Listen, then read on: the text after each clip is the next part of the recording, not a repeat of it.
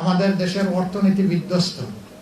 ব্যবসায়ীরা ব্যাংক থেকে লোন পাচ্ছেন না, ডিপোজিটাররা তাদের টাকা ফেরত পাচ্ছেন না, শেয়ার হোল্ডাররা তাদের শেয়ারের হিসাব মেলাতে পারছেন না। এই অবস্থায় আবার ৬টি ব্যাংকের গ্রাহকদের কি অবস্থা? ইসলামী ব্যাংকে আবার দখল করার পায় তারা।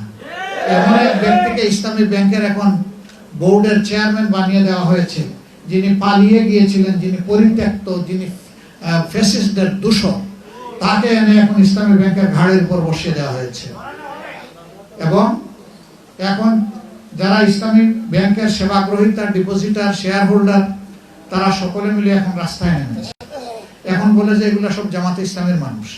আগে যেভাবে বলতো যে ওই তেলের ইয়েতে সবাই জামাতে ইসলামে পাঠিয়ে দিছে, এটাতেও সেইভাবে বলে।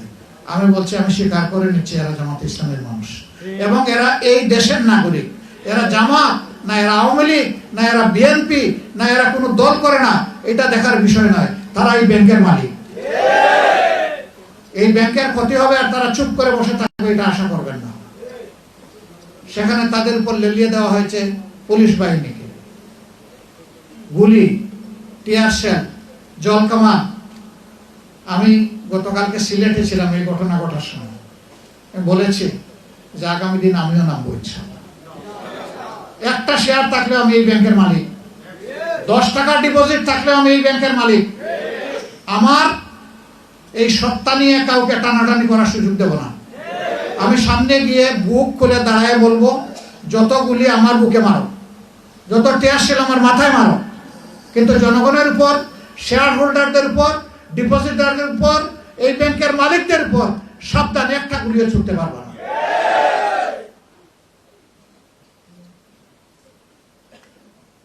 কোন দেশ? জনগণের আমানতের হেফাজতের কোনো খবর নাই, বরঞ্চ আমানত নিয়ে টানাটানি। আপনারা সবাই জানেন এটি একটা চমৎকার ব্যাংক। সৌভাগ্যক্রমে আল্লাহ তাআলা এই ব্যাংকের বোর্ডে আমাকে ৬টি বছর সেবা দেওয়ার সুযোগ দিয়েছিলেন। সেই সময়টাই ব্যাংক বাংলাদেশের বৈদেশিক মুদ্রার ৩২% একাই তারা আহরণ করত। টোটাল ডিপোজিট ছিল সমস্ত ব্যাংকগুলোর হিসাবে ২৮%।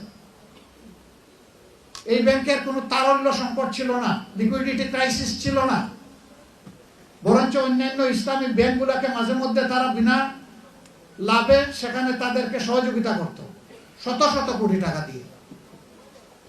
সেই ব্যাংকটাকে শেখ হাসিনা লেলিয়ে দিলেন এ সালামকে। নিজেই এখান থেকে ৮৪,০০০ কোটি টাকা চুরি করে নিয়ে গেল।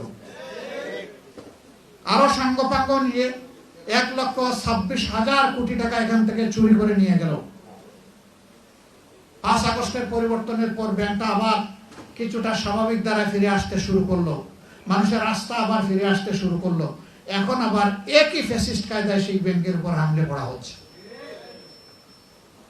আমরা সাবধান করে দিচ্ছি, ইসলামী ব্যাংক যদি মাটির সাথে বসে যায়, সারা বাংলাদেশের অর্থনীতি গিয়ে পড়বে বঙ্গোপসাগর।